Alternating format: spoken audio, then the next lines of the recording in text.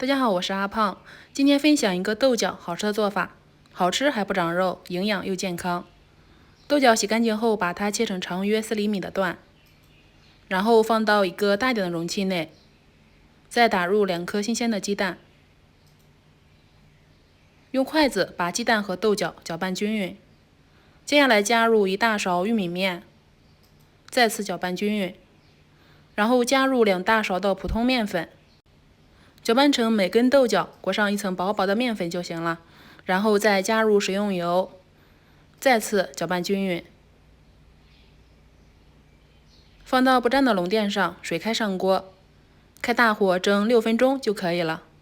然后趁这个时间，蒜臼子里加入食用盐，再加入1把大蒜，把它捣成蒜泥。我们的蛋蒸豆角也已经蒸熟了，把它取出来，放到大碗中。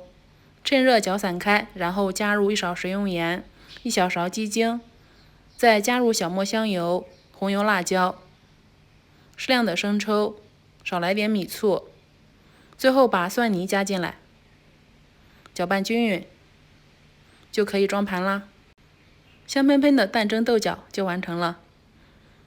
豆角这样吃能当菜又当饭，做法简单，清淡爽口，不油腻。